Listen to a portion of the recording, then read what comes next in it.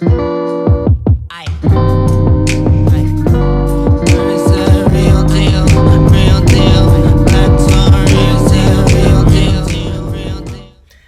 I'm Nina Fox, and welcome back to my channel. This is the Vixen Chronicles. If you're new here, welcome. Make sure you subscribe and click like below. If this is not your first time, welcome back. This episode, I joined forces with my good friends April Berg from Mill Creek, Washington. She has been having regular kitchen conversations over Zoom with her friends as she runs for office. This time, we combined our forces and we're having a conversation called Black in the Burbs. This is an episode where I invited, April included, 3 of my friends from different burbs all over the U.S. to talk about their experiences being Black in the suburbs. As most of us did not originate here. We are from all over the country and we are living and working in predominantly white surroundings. And we're just having a conversation so we can all get to know each other better and see what our common struggles are. So without further ado, Black in the Burbs. I'm Nina Fox. I'm a writer, a playwright, a filmmaker. I kind of make things. I'm also a technologist in my day job. My name is April Berg. I'm a candidate for the Washington State House of Representatives, and I'm also a local school board director. Everyone, I am Jami Ervin, and I am a minister, a motivational speaker, and a former educator, and an equity and justice professional. Where are you? You didn't tell us people where you were. I know. Okay, it's that kind of party. That kind of party. And there's that. I am in Columbus, Ohio. Awesome, thank you. Absolutely. My name's Delanda Coleman. My day job, I am a director of product marketing for a software company based in Boston, Massachusetts, where I'm also located. This is my hometown for me. But I recently relocated from the Burbs out in Washington State. And I'm also a children's book author. So I wrote a book called More Than a Princess, which is doing very well. I'm super excited about. Well, before we really get started, I want to say that the same way we say, well, people talk about the Black community and sometimes you feel like that is not you. Our views are our views. We don't even mean to speak for everyone that lives in the suburbs. We just wanted to get together and talk about some of our experiences, especially in light of some of the things that are going on today in our country, where people are even protesting about these things in other countries. Just so people know us a little better, can somebody talk about what brought you here to the burbs or to the burbs originally, even if you're not in the burbs anymore? Like, what was your journey? How did you end up where you are? Well, I'll start off just because I don't think I mentioned I'm in Mill Creek, Washington. So I am not originally from here. I'm originally from Chicago. And I think my journey looks a lot like probably most people, where I went to college outside of my home state, outside of my hometown. And I ended up finding a job somewhere. And having grown up in a place like Chicago, specifically on the South Side, I grew up, to your point, Nina, understanding that our community wasn't a monolith, that we were filled with lots of diverse and beautiful and interesting people. And I think being a young woman, I just assumed every place was like that. I don't know how you guys grew up, but I assumed every place was like my hometown. It just wasn't even a thought that it would be different. So when I went to college in the Northwest, it was definitely a cultural experience and kind of a cultural shock. So, but I loved it. And I did thrive there, small college town, not the suburbs, very, encompassed, and then ended up moving to the suburbs for work and ended up staying here to raise my kiddos and loving it. But it's very, very different than growing up in a big, vibrant, diverse community. When you're kind of the only one that looks like you everywhere you go. Cool. So my journey is slightly different because Dallas, Texas is home for me. And in Dallas, there are suburbs of Dallas that once some of us, after we came back to Dallas after finishing college or whatever, you moved to the suburbs, but the suburbs, we were not a minority in several suburbs of Dallas, depending on which one you landed in. So this whole being a one, the only or one of the very few really hit when I moved to Austin. And we chose the suburbs in Austin, quite frankly, because city living at that time, when we moved to Austin, was not appealing, to be in Austin proper. So, we did what a lot of people did. We chose to reside in the suburbs. And that's when we became, as far as our living, one of the very few. And then we moved from Austin to Lexington, Kentucky. And I don't even have to tell y'all what that was like. Or if I do, we were the only. And so now we're here. So my journey is a little different in that regard. So yeah. That is different. It's interesting to hear about suburbs that have like diversity. So that's a whole nother topic. But. Absolutely. That's another kitchen conversation. Yes. My experience was similar to Jamie's. I'm from Boston. I grew up in a part of Boston called Roxbury, where it is, where Malcolm X spent some of his childhood here. I mean, it's very, very pro-Black, Black everywhere, and now it's a mixture of Black and Latino community. I first went to a suburb when I was interning I worked at Microsoft for several years, and I started off as an intern, and I was sort of kind of like drop shipped into the suburbs. Mm-hmm. And it was the first time that, I had an apartment, the frogs were croaking and the crickets were chirping, and I thought somebody was going to come in, like, this is a scene from the movies where you get attacked. And so it's very, very new to me. I was very used to the sort of the city life, and the Burbs was just like a complete 180. It was a challenging time for me that first year that I interned. My experience is probably very similar. I'm from New York originally, and we all know that when you're from New York, it's the center of the universe. Yeah. But I spent my time between New York and visiting grandparents in the summer in rural Alabama. And so my experience was always Black. It just always was, until I started moving after. I even went to college in New York City and moving elsewhere afterwards for jobs and relationships and things like that, and became an only. And I don't know, I think I just took it all in stride. It was like, oh, okay. I don't know if New York prepared me for everything. When you're in middle and high school, and you go to high school outside of your neighborhood, and you realize that there's less of you. But I've always been that way since I was 20 years old. I graduated from college at 20 years old, and I left New York City and just kept moving for jobs as they came up, or, family, my other half getting a job and moving. But when you move, you don't think I'm going to move into the hood. You think I'm going to move where I can buy a house, because that's what we were homeowners. That's what we were doing. And so you never, but none of the cities I moved into had a immediately visible hood for me to move into. Unlike where you said Dallas, there's the suburbs where, everybody is Black or Latino or whatever it was. That didn't exist. So I just lived where I could afford to buy a house, and meeting Black people that were from the cities. I had even had, in one city, I was the cheerleading coach at an HBCU that was like my volunteer job. That was in the city, and one of the young ladies said to me, "You live over here? Because don't know Black people live over here." I'm like, well, there's like 3 of us in this house. So that was my experience in how I got here. And you always find that you have to find your tribe, no matter how you do it, whether they live next to you or not, and you find them, and your tribe is not always Black. Let's just say that as well. Right.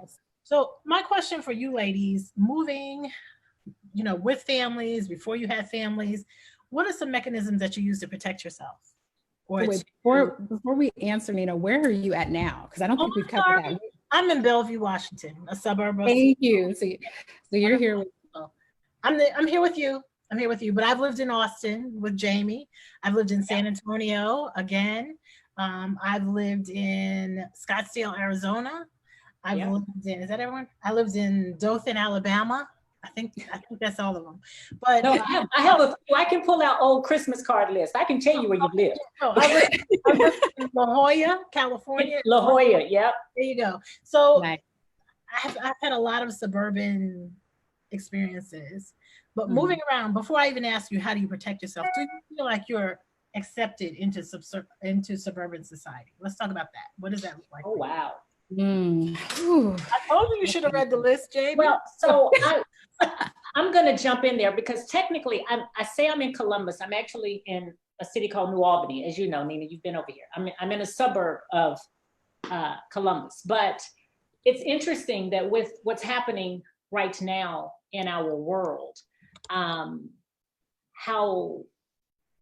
much friendlier my neighbors have become.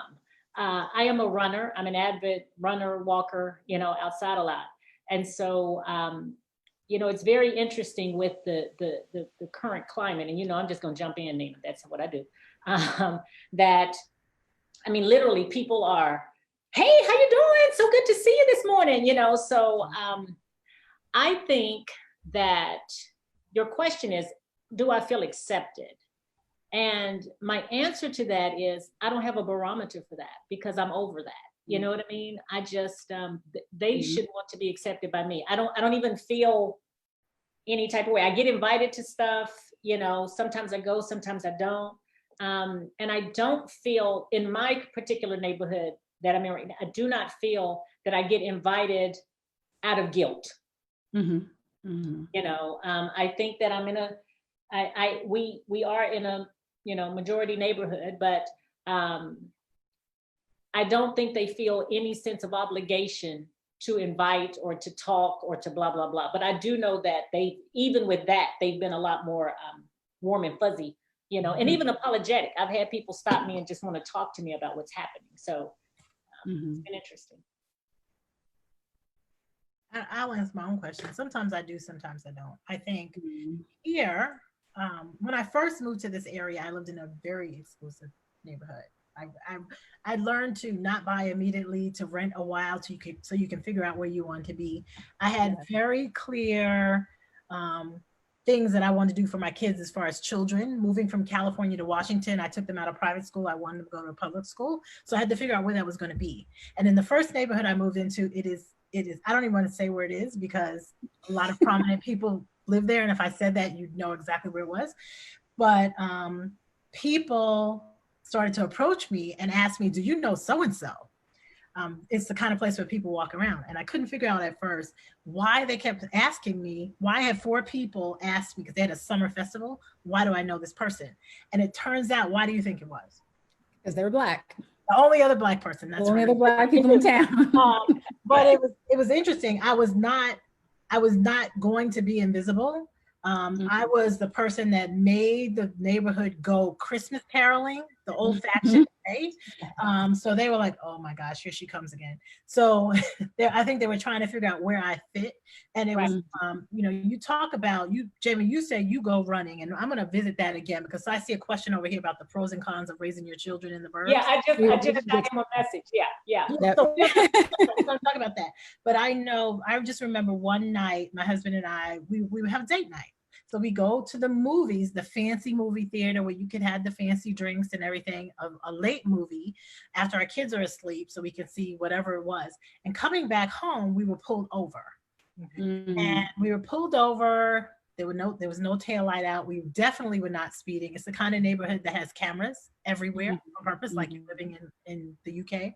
And we asked, well, why are we being pulled over? It's like 12:30, which isn't really that late. And the answer was that we had crossed the fog line. So, I'm like, well, what's a fog line? I didn't even know what a fog line is. Well, girl, tell me, because I know what neighborhood you're talking about and I don't want to get caught. So tell me. So apparently the white line down the side of the road, on the side, the passenger side, it's called a fog line. And the officer said that they use that as a gauge for drunk drivers. So they can sometimes tell if people are drunk because they overcompensate and go, but we really even had not even had a drink. So it was like, they just pulled us over because, well, first of all, it was not a fancy car. It was 12:30 and we were obviously 2 Black people in this thing. So they asked my husband for his driver's license. He gave it to him and we had that address. So he's like, oh, you can go.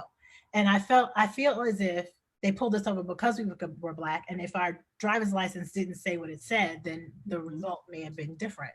So do I feel accepted? Sometimes. Like our cops here know who we are because, well, my daughter totaled her car in front of our house. So that's one thing. And it's There's a town where we can see the cops. And just like you, Jamie, we go running and walking, and the cops patrol up and down the street, and they see us and people wave, and we're very recognizable. My husband is very tall. We have lots of hair. And when we first moved here, we had a tiny little 3-pound dog that he would walk with a pink leash. And so we had people at work saying, hey, I know you, you walk down the street. So I think they know who we are. But one of the things that we did was we have daughters and sons. And when we lived in California, we let everybody know who our sons were because they're tall. We're tall people. And we wanted to say, look, these are the Black people that belong here. So just so before you come to us and step to us and ask questions and report us for walking, know that we belong. So sometimes I do and sometimes I don't. Where my neighbors are now, we know each other because there's only 3 homes in this little development, and we moved in together. So I feel accepted by them, but I can't say I don't. Well, you go farther out. When you go farther out, right, from home base, I think you have a possible different experience. Right? Yes. Yeah. Absolutely. Right. Anybody else? So, Delanda, why don't you go? Yeah, from my perspective, I don't know if I was not accepted, but I don't know if I was like embraced, you know? So I would live in a neighborhood, you know, I would have neighbors, we would be cordial, but there would never be any dinner parties or invites over. It was very sort of, it was not, thank you. That's a perfect word. Whereas in my, you know, growing up as a child, like I knew every aunt, grandma, daughter, husband, boyfriend, broke up, you know, like we knew every house's story and you knew everybody in the house. And so when I moved, it was just strange to me that I didn't know my neighbor. Like, no matter how hard you tried, it was just, at least from, you know, my experiences, it wasn't, you don't belong here, but it wasn't necessarily you're welcome. Yeah. Well, and so some of that could be the Seattle freeze. And that was what I was going to say, because it's, you know, and it's hard because when I moved here 24 years ago, I've been here, and that first 5 years is really hard, like just really hard. That was not my experience. That was, see, for me, it was, I had a young son, and I was probably perceived as someone who, you know, could be a stereotype or a statistic or something. Like it just, there wasn't that embracing. And as I got older and got more successful, I noticed things changed. But when I started learning about the Seattle freeze, I kind of said, you know, some of that might have been the Seattle freeze, that it's very hard sometimes to make deep and meaningful connections. So I feel like, having lived in so many cities, I can say that each city was different. In general, for me, I think it takes about 2.5 years to feel welcome by the Black or the white community.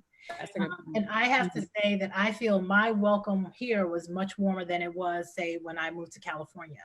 And that may have a lot to do with the layout of the homes. In California, you drive your car into your garage and you close your door and you stay inside your house and in your interior courtyard. Where in Washington, you tend to do more things outside with other people.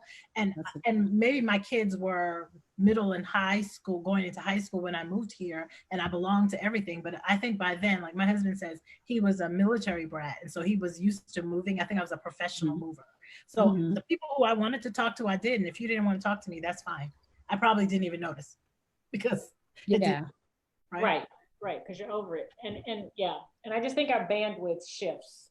It does. You know, yes, I fully agree. I just think that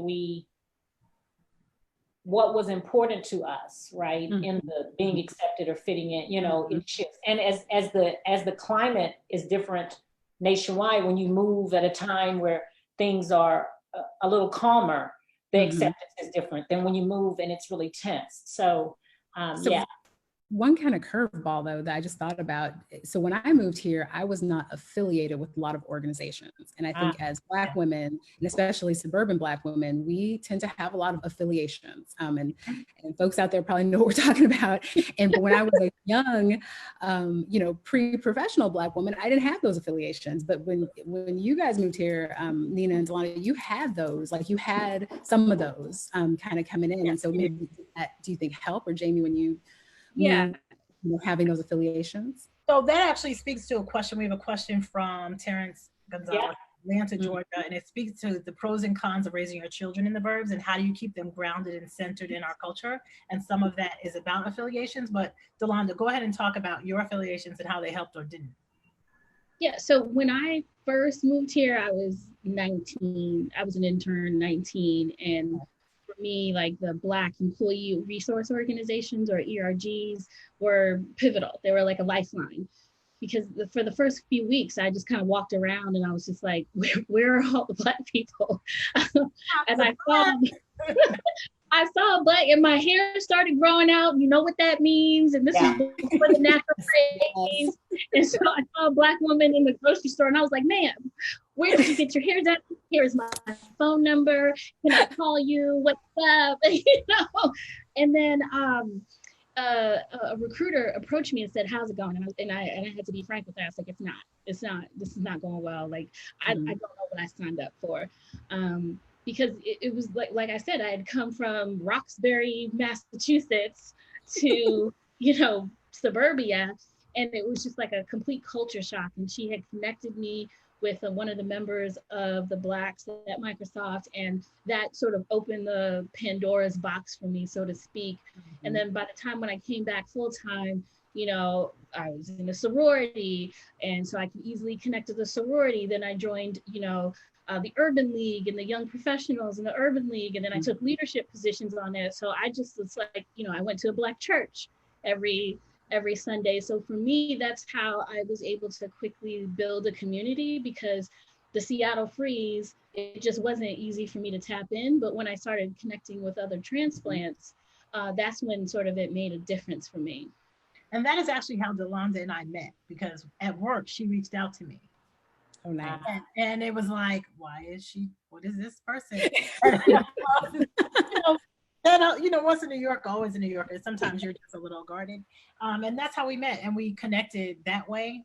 And like her, I will say that for me, before I had kids or anything else, I moved and would always go to a sorority meeting. And that's whether I joined that chapter or not, that is how I would meet people.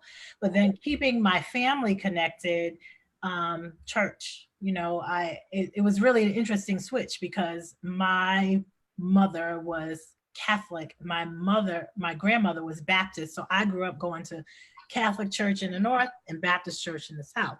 But I found that moving, if I went to a Black church, I lived one place where they had a Black Catholic church, and that was awesome. Then I would always connect with people, because you would have to get the kids involved. And so for where we lived in California, that meant driving 45 minutes to go to church, because the Black church is where the Black neighborhood is, or used to be, because a lot of times the neighborhood has moved.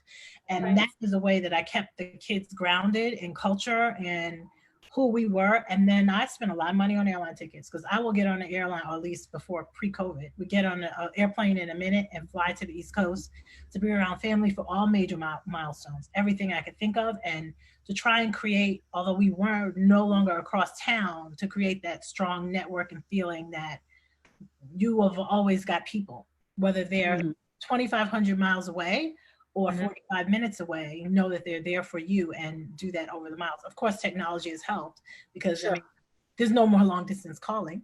So it really doesn't matter. You can call people up. That's how we did it. I'd say the same, church.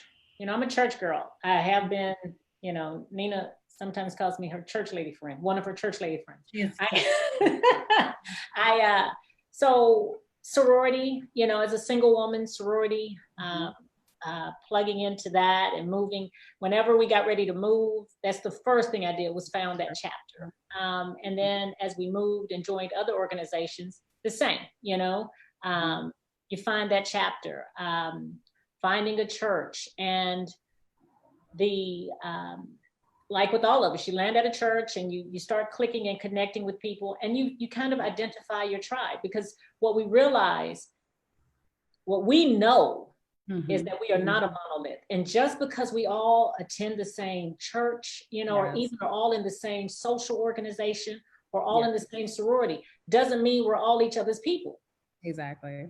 You know, but it is a good launch pad. It is a good common ground of, okay, I do know you believe this, right? You know, these values are important to. Well, and I think to your point, Jamie, like for me, the affiliations, huge. So without the sorority and without being able to come here, so even as a young woman just out of college, I was able to connect with my sorority chapter from day one. But as I had kids, you know, affiliating them with other national organizations that that cater to Black children was huge.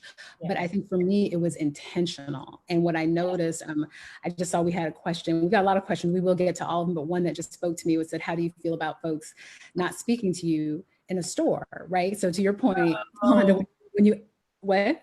No, we're talking about that because that's regional. Because that's regional, but let me tell you, so about my intentionality is that I felt like I had to be intentional about making having my children be around other Black kids and friends and things like that, because I did run into, in the Northwest at different points in time, other folks not speaking to me. And I grew up, again, in a community where you say hello, you make eye contact, you say hello, you make eye contact, you say hello. So it was kind of shocking to me that connection wasn't instantly there when I got here. But for the kids, you have to be just intentional. You have to seek out those friendships, seek out those commonalities, seek out the church or the organizations that can lend itself to that. You can't wait for them to come to you. But the last point on it is just encouraging all organizations to have affinity groups for their Black employees and their Black students. And I mean, it makes a difference in terms of the connection with the community. Yeah, there's one thing I would add. You know, I have my daughter, she's 7 now. And in the Burbs, you know, she started asking me to get her hair straightened. She wanted her hair lighter. And so I had to be very intentional. I started driving out to like dance programs that were in the city that weren't exclusive to Black people, but the owner was Black, the majority of the kids were Black. You know, I started putting her in math programs that were geared for students of color, just so that at least it wasn't 7 days a week, 24/7. She was surrounded by those, and by the majority. She got to see a different perspective. So I thought that was like the aha moment for me, because I saw that how well she just sort of adjusted versus her coming and feeling like she had to change as a result of being a part of That's interesting, the saying hello thing. So in New York, outside of your neighborhood, you don't make eye contact with people you know. So I experienced problems with that because I moved from New York to Texas, and you say hello, and then I moved back to New York for grad school, and I just remember walking across, because our main building was in Times Square, walking across the street with another person in my year, and she looked at me one day, she says, "Look, first of all, your t-shirts have too much stuff on them," because I had t-shirts with like stuff, And she says, "Second of all," your entire belief system. Right. She's like, "Second of all, can you just stop saying hello to people?" Because I got so used to speaking to people when they looked at me that I was still doing it, but now I was in New York and that was no longer the way to go. But in terms of community, you make your own community with those groups, with your churches, with your friends. Like all of you were part of my community at one point, and still are, because we had a connection and we had children and we're different ages and we talk to each other about things and still reach out. Delanda's moved to Boston and we still reach out. We reach back and forth because we're still community. Jami and I have been community for many, many years. So it's you make that extra community and find ways to extend yourself. But in that, I think you talk about keeping your kids connected, but there's a certain part of protecting your children too. And I want to talk about that, especially for you, Delanda, because I think for me, I knew you talked about hair and things. Yeah. My kids from a very young age had locks. Yep. Because I wanted them to be when the other kids, we lived in a very hot climate. When the other kids were swimming, I wanted them swimming. I never wanted the hair to be the reason why they didn't. And for so many people growing up in the inner city, we didn't swim because our hair had to be straight if we had access to a pool, right? And then when my older daughter was around 12, she said she wanted flat hair. But I was really in Texas and a lot of people straighten their hair. So I cut her locks off and we went every 2 weeks to get her hair done. But then I really got tired of driving. So you talk about, we made these protection things. So we were driving 45 minutes to go to school, 45 minutes to go to church, all the way across town to get her hair done. And finally I was just like, I'm not doing that anymore. I don't want to be half of who I am or half over here and half over there. I want to live where I live and be where I am. And so I want to talk about that some, because Delanda, you changed where you live. And I want to know how.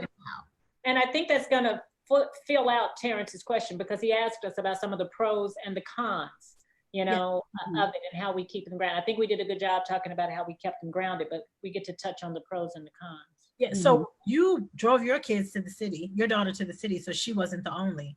When we moved to Seattle, my daughter was, before we moved to Seattle, she was the only one up through 9th grade when they started to import athletes.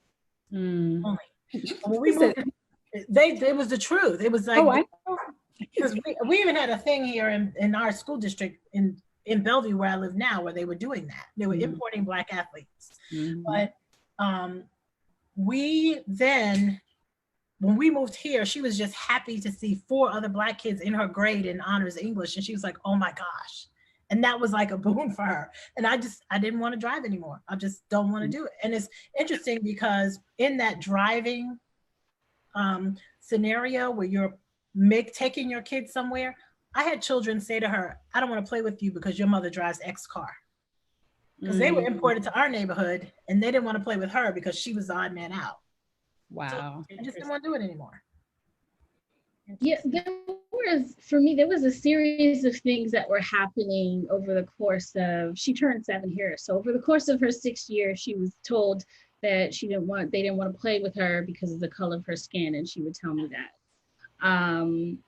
You know, the constant questions about her hair, or the constant, I would always get calls from the school about her behavior, which I didn't was anything extraordinary for 5-year-olds, you know, like, so, you know, like they would constantly complain. And so it was just kind of like my husband, he did grow up in the suburbs, but his suburb was majority Black. Like 90-80% of his suburb was Black. And so he lived in a suburb, and so his experience was different. And so he was like, why are we still here? It's not getting better.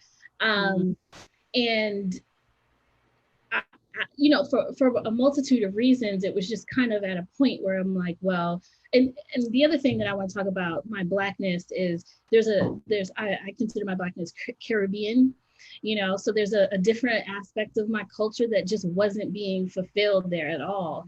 My entire family was on the East Coast. Even my husband, he's from New Jersey, so his family is there.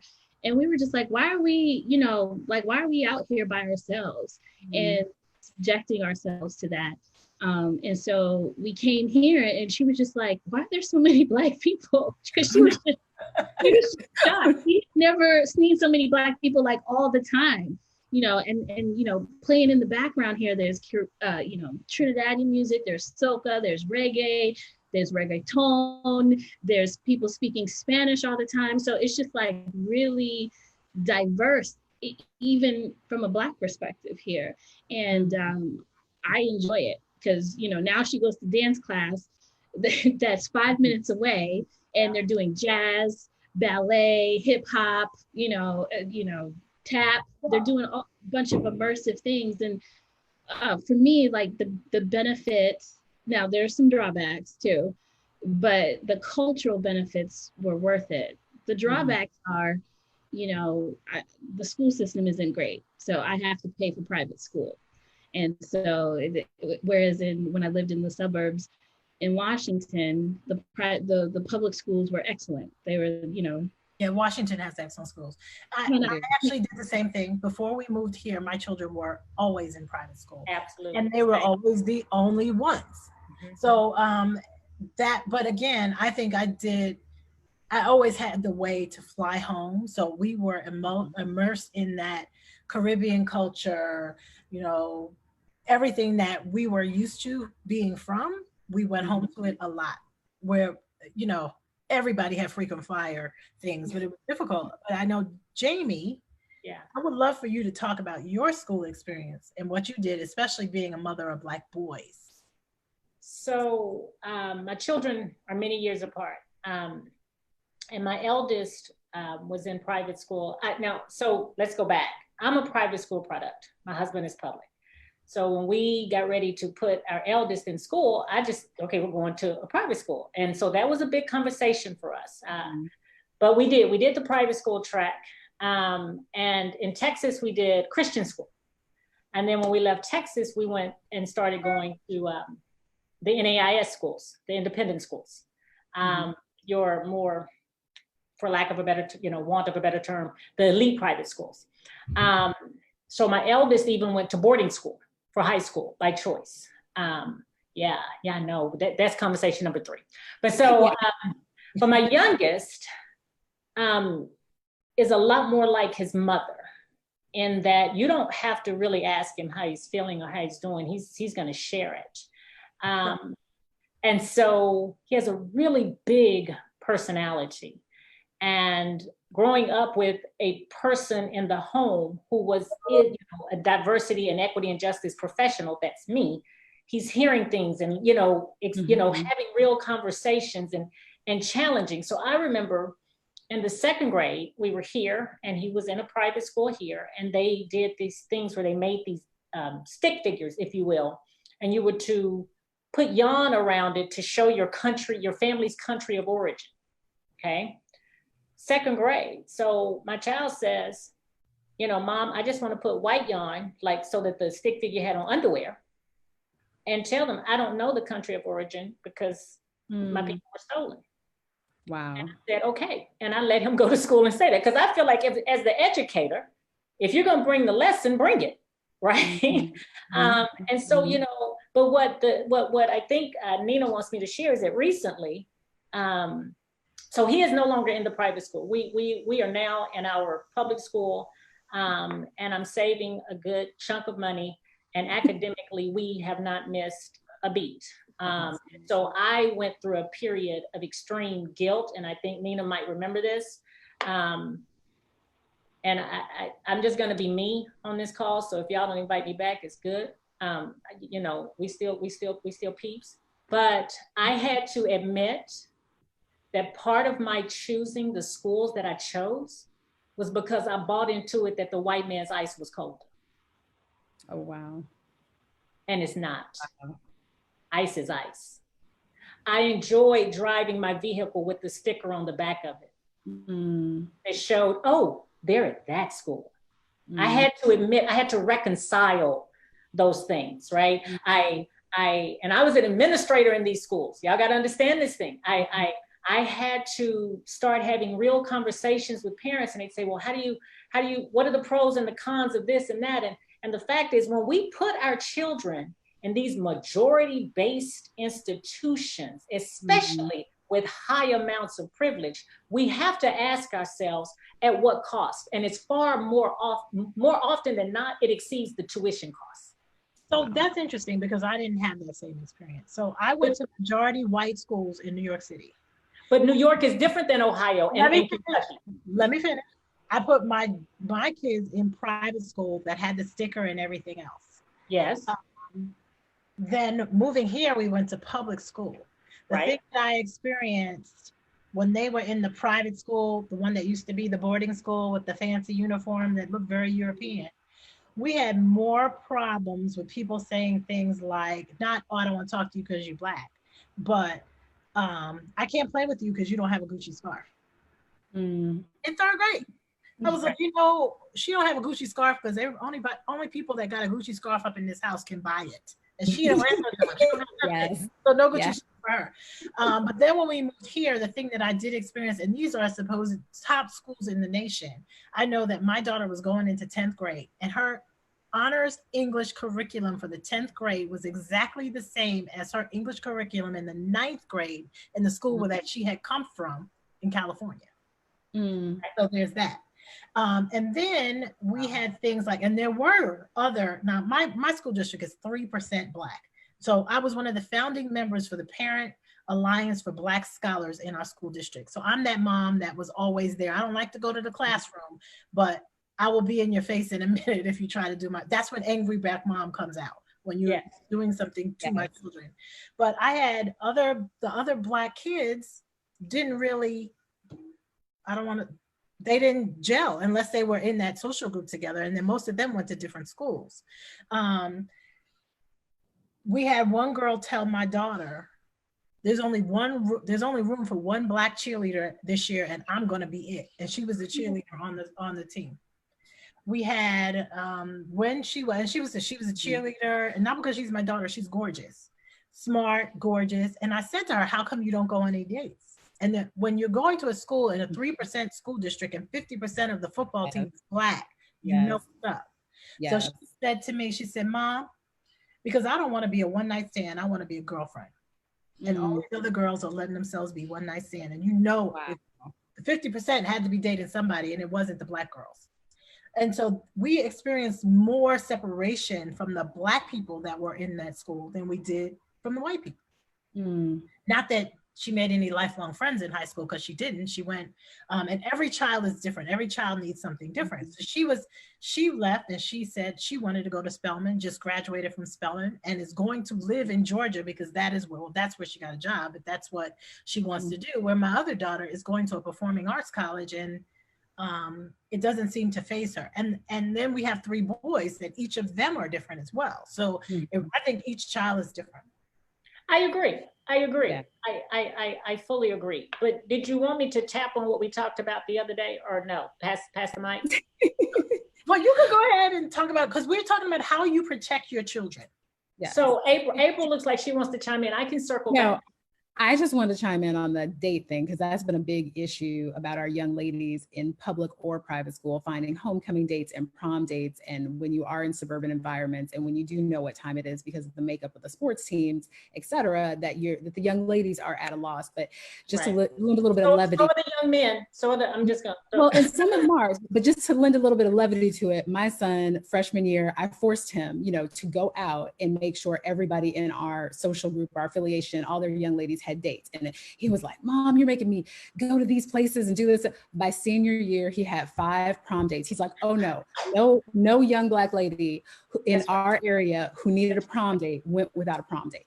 And he got separate tuxes. He said, I'm not wearing the same tux because that's not right. I mean, it was it was transformative, but it was also just meaningful, because there is that gap. It's a gap that it's not talked about, but it's real, and it's hurtful for so many of our young ladies growing up. So I'm glad he filled that gap. I know there's a lot of other young men out there who do the same thing, but it's just, we really have to be conscious of that as Black mothers in the suburbs. That's right.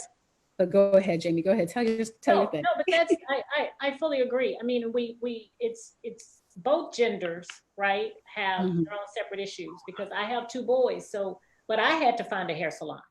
Right. And my boys have to find a barbershop. My husband has to get a haircut. They don't go to Supercuts. That doesn't work for us. Yeah. That line will not be straight. You hear what I'm saying? We just don't do that. Straight. Yes. But the other day I was talking to Nina. She was like, save it for the call. So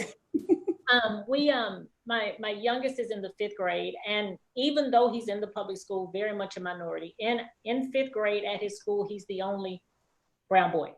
Okay, so racially, it's not much different, but they were doing a play, and I believe the name of the play was The President's Day in Court. It was something like that, but I didn't even know the name of the play. All I knew is that at the beginning of May, my 5th grader came in and said, Mom, do I have to participate in the play? And what does every Black mama say? Yes. Yeah. Okay. Yes, you do, and he said, but I don't want to. I was like, you'll be fine, and I was done, right? No negotiating, right? So the week of the play, literally the week of the play, I said, well, come on, let's go over your lines together. And remember, all of this is virtual, because we're all virtual. So he brings me the script, and the first line for him was, "Hello, my name is Thomas Jefferson, and I was the whatever president of the United States, and my position was I supported states' rights." And I said, "Oh." And he said, "I told you I didn't want to do it." Because this one, my youngest is very, very militant, and I'm proud of that. So, and my eldest is too. I mean, my eldest and Nina's, they both did. I mean, my boy is at an HBCU entering his senior year. So, but the youngest, he said, "I told you I didn't want to do it." So I reached out to his teacher, and I said, "Mr. Teacher, C will not be playing this role. He can't be Thomas Jefferson." I said, "Have you read the script? This is not okay. Have you read these lines?" And so I said, "He can be a member of the crew." And he said, "Well, look, Mrs. Ervin, if you do that, he won't have any lines because this is all virtual. So the crew, really, all they're going to do is just watch the other students, perform." I said, "Well, I hear you, but we understand in this home that sometimes when you take a stand," I mean, this was at the beginning of May. I said, "You take a stand, you take a seat, or you take a knee, sometimes you just miss out. And we're okay with that. But what he's not going to do is be Thomas Jefferson." So he said, "Well, what about," he started listing other people. I said, "Let's be clear, no founding father. It will not work." I said, "We do not teach revisionist history here. He will not do it." So he circled back and he said, "Okay, well, I found another part. There's another part in the play where it wasn't any of the presidents, but he had a speaking part." I asked my son, he said he was fine with it. That was on literally that Monday. So that Monday afternoon, they logged back in and had play practice as a group. By Monday evening, well, let's back up. So Monday, he sent me a text of apology. "So sorry, I was, thoughtless and blah, blah, blah, blah, blah, And my response to him was, "Thank you." I wanted him to sit in the space of being uncomfortable. Because I think far too often we absorb it. "Oh, it's okay. I know you didn't mean it. I don't know what you meant." Okay. Okay. That's true. So I wanted him to sit in that space of being uncomfortable. By that evening, he sent an email to the entire class and they changed the entire play. He said, "After some serious self-reflection, I cannot in good conscience have you all do this play, blah, blah, blah, blah, blah." Change the entire play. And I strongly believe it was because, in part, that I let him sit being uncomfortable, right? And so the teaching moment for my child was when people apologize, your response, if it's true, is, "I accept your apology." Your response is not, "It's okay," because it's not. That's right. That's good. So yeah. Thank you for sharing that, because I think I know I thought it's okay. Preach. Yeah. I could call a text on that thing. I could do that, but oh my gosh. Yep. We had a question that I saw in the box I don't think we answered, but I feel like we kind of worked around it a little bit. It was about what will change with COVID-19 after, in the Black community with COVID-19. And so much of what you talked about, Nina, was traveling and us finding opportunities for ourselves and our kids outside of the immediate community. And the fact that we could jump on an airplane, jump in a car, go to a church 45 minutes away. It just got me thinking. I don't have an answer. I don't know where I'm going to end this, this conversation in terms of that question, but what are we going to do, I guess? So it's interesting because I went through the I'm not driving period, but I still go to a church now that is 40 minutes easily from my house. Yes. And it's supposed to be a diverse church, but it is 97% Black, and I'm good with that. And a lot of people that I know that live out here, we do that. But I think one of the things is, the wearing of the mask. When it first came to our area, wear the mask, we had to pause because when I have basketball height men that are in my family, and we were like, we're walking around with masks and long hair. We want to make sure people know who we are. I think that no matter where you live, that is a thing that we thought about when this whole COVID-19 mask came up. So it's definitely a thing. Yeah, no, it's something to think about. That's for Yeah. sure. Yeah, agreed. Mm-hmm. Mm-hmm. Well, That's I'm true. trying to rethink the whole education system as a whole because for Can we me, solve that right now? Can we do that? I think some schools are probably better equipped than others. I was part of a school that just wasn't, I feel, equipped for Right. marketing, or not, and many of the schools in the area weren't. And it got me thinking, like, like, can I do this myself? Like, Yeah. Interesting. So, and that's something to think about. I live in a very equipped school district.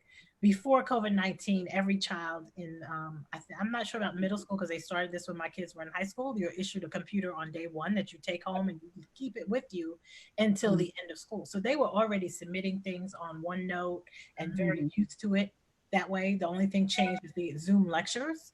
But I Right. know a lot of schools are not that way. And I know there are times when, when your kid really, like when we moved here, my daughter begged me to homeschool her. I was like, I am not the one. I would have loved to see it though, Nina. I'm like actually thinking that would have been a book. Yeah, no, because and I know that we make those choices for our kids, but I mean, now that they're, she's older and in high school, practically doing it herself. Those are some COVID-19 things that are really going to have to change it. Not everybody has the means to be able to do it because some people have to go out. For me, I know that I have an elite job. I know that the only thing changed for me is I don't have the choice to go into the office now because I could choose to work from home before. But there are lots of people who got to go to work. The kids are home, don't know what to do, or they don't have a place to go. Yeah. So that's going to be a problem for a lot of people. And it's not, that's just not going to be in Black communities. That's a socioeconomic problem. Yes. Yeah. Oh, wow. Do y'all see the ones in the Q&A? Some of the questions. Yeah. Yeah, no, we've had some really good questions. I think we've hit on a lot of them. They deal with kids. No, the Q&A is asking about, has your child ever been called the N-word? Oh, the N-word. Oh, I didn't even Yeah, if you type that. So, go ahead. Oh, no, I was just going to say, just because it kind of takes me to two subjects. One, just to say, my son was a football player. So I know we're talking a little bit about football players. I don't want to malign all Black football players, as schools were kind of saying that. So he was a football player. I don't know for a fact that he has been called the N-word, but I will say there was one game where something happened and I could not hear it. He whipped off that helmet and went for it. Like, that kid said something to him. In that moment, my son is very even tempered. He does not get mad. When I saw him whip off that helmet and go really, really upset, I knew in that moment he had been called out of his name. Wow. And I'll leave it at that. Yeah, I'm sure that there are things that I don't know, but I know my younger daughter had a Latina tell her she didn't call her the N-word, but she basically said something about her being brown or something. And it's really, I really believe, and we believe, that this young person had some issues, and this was her way of riling her up, but she didn't take the bait. We actually went to the school, and they had sensitivity things because I'm that mom. I'm showing up. Like, you don't, when my kids were little, it's like, you don't want mom to come to school. Well, the teachers don't want me to come to school because I'm a little crazy. I really am.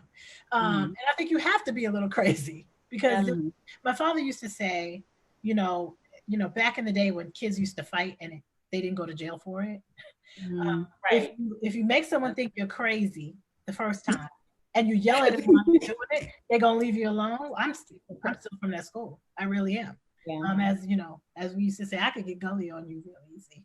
So get the crazy eyes going. Yeah. So I don't know if anybody. Nina, you are that mom. I am that mom. I really am. No, you've been in meetings with me, and you know how. I look at you sometimes, and I'm like, Nina's about to go. The question specifically says in the neighborhood now or at their school. At school. My youngest has not experienced being called, and personally, none of my people have ever been called the N-word, but my child has never been called a nigger. See, the word is not N-word. Say what it is. Say what it is. Don't sit in that space, right? So my eldest, when he was home for Christmas, his sophomore year of high school, see this text, and he puts his phone in his pocket. And so I said to my husband, you need to check his phone. Something's going on. And some of his classmates from the dorm, his buddies, texted him on their little group thread, Merry Niggamus. Did you get watermelon and chicken for Christmas? Blah, blah, blah, blah, blah. So, yeah, I know, Delanda, but after I lit that ass up, everybody got all right. Everybody, yes. What? Hallelujah. I explained that. He said hallelujah. I tried to tell y'all. I tried. Yeah, you did. No, but it's truth though. That is true. Yes, I told him this was not, first of all, this is my phone. You don't text this on my phone, and we had conversations with their parents. Yes. And, it got resolved, but yeah, so yes, the answer to your question, Robin, is yes. Our children have been called nigga or something related to nigga. Jen wants to know, do white kids ever date black kids in the burbs? Yes, absolutely. Yeah. So I didn't grow up in the burbs, and I went on a couple of dates with white people, white males, because I only date males. That's your business. That's but my daughter went to a dance, but it wasn't, I know it wasn't anything serious. She was a cheerleader. I think he was the captain of the basketball team. And you know what? He asked her, and the black boys didn't. So I'm all good with it. And she left here the same way she came home the same way she left. So that worked for us. Yeah. I'm not at that phase yet. I hope not at 7, girl. She does express, little crushes on boys. Yeah. And she asked me why I dated daddy. And I said, because I like chocolate boys. And so a whole lot of chair time. Stuff might get taken the wrong way. And then there's that. Well, she tells me sometimes, well, he's vanilla, but I still like him, so I just love it. Oh, I miss y'all. Oh my goodness. So, two of the boys also dated white young women. Right. Mm-hmm. Yeah. Yours have, April? Yeah, mine have, and I'll tell you just I'm married to a white guy, so we that it's not a thing in our household. I always wonder in other households, like in white households, is it okay to bring home a black date? I mean, I don't know. I mean, so right. I don't. But in our house, I mean, love is love. So yeah, that's beautiful. When my child entered middle school, I showed him the Emmett Till story. And yeah. Wow. And so I grew up in private schools again, where the brown girls were overlooked. And so I said, you will not be part of that. You will be part of the solution. And so there isn't a shade of brown. To me, for a brown woman, there's not a shade you can want that we don't have. There's not a hair length. There's not a figure, So I've been pretty clear in that. Raises a question that I have, because my husband, I'm curious of what your husband's experiences are living in the burbs, because, for example, like I hired a house cleaner to clean my house, and she's a white woman, and my husband works at home sometimes, and he will pack up his stuff when she comes over and leave. He says he does not want to be that guy. I know what you're saying. I have service workers that work in my home too. None of them are white. And that's just the way it is. But my husband, although he is so kind, I'm that mom, he's the guy that smooths it out. But he is quite clear that although he loves all people, his preference for women is absolutely Black women. And that is what it is. Not saying that any of his children can't love a person that is of a different race, because I believe you should love who loves you and treats you. That's not it's not about love. I'm not saying that. My husband has concerns about being left alone with white women. because he doesn't want the perception. He doesn't want to be accused or misinterpreted or blah, blah, blah. Yeah, so, no, and that's real. That is absolutely real. He does not put himself, and as a person who works at a company and has a staff of people, and most of them are not Black. None of them are. I can say he does not put himself, he does the same. He doesn't want to be in any of those situations. He's very conscious of it, especially since people call him he's the big Black guy. He is. That's threatening, right? So like, no, I'm not. Oh, wait. Not going out like that. Yeah, no, not at all. So I'm thinking we might need to talk about some takeaways, because this has been a whole good subjects, but I feel like there might be, I know a lot of folks are listening. We've got some awesome questions, and maybe talk about a takeaway or two that we want folks to think about. Yeah, we may have to do this again. Ladies, so if you can have people, if you could leave people with one thing, what is the one thing you want them to take away from this? Well, to me, one thing that stood out for me is just like building your community, and like you have to be intentional about that. I really liked that, and just being, whether it be joining organizations or being, when I met Nina, I saw her like walking through the hallway, and I was like, hey, you. So to me, it's just like being intentional about building the experience that you think is important, whether it be private school, public school, location, anything. Just being intentional and just building. You can design anything. Look at my background. Right. So that would be the key takeaway for me. Just be intentional about the experience you want to create. Jami? I would encourage people to take away, we are not a monolith. That's good. I mean, even the four of us, we have these common threads, and then there are things that we think very differently on, right? We are not a monolith, but your tribe doesn't have to be monolithic, right?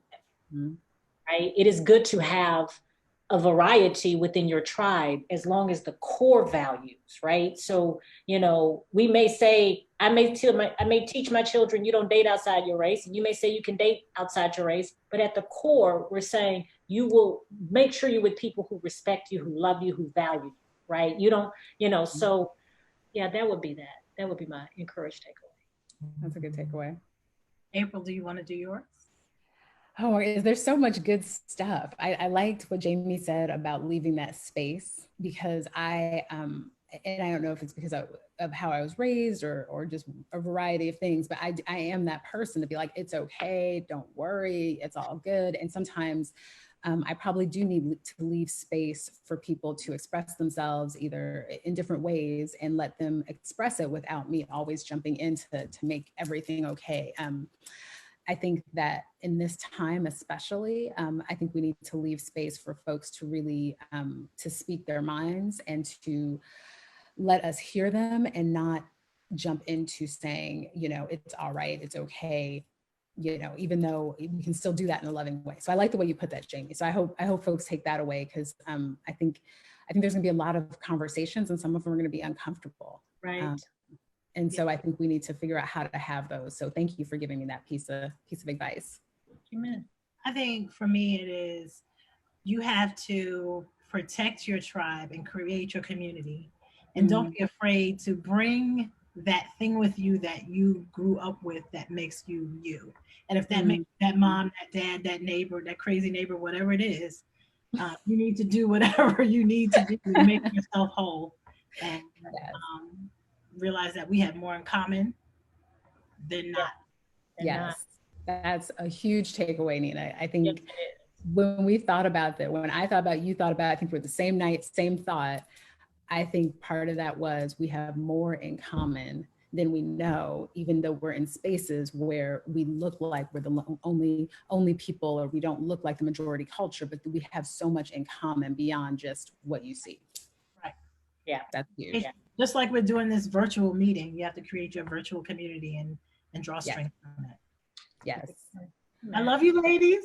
I know. Well, ladies, thank you so Liz. much for doing this. And before we come off, I just want to give a shout out because I know we both have teams helping us put this on tonight. This was a feat that was created not just with the four of us sitting here, but with some other folks. So Yolanda and Catherine, thank you so much for working that back office tonight. You guys have done a phenomenal job. But thank you, Nina and Delanda and Jami, for coming in and chopping it up about being Black in the suburbs. And I think everyone here said this is probably a part 1 conversation. Right? Question. Yes. Yes. So we will have this posted on all of our variety of YouTube channels and Facebook pages so that you can bump in later and take a look at something you missed. And I just want to wish everybody a fabulous night. And thank you for coming to this special edition of Kitchen Conversations. Cheers, ladies. Have a great night. Bye. Well. Thanks. Good night, ladies.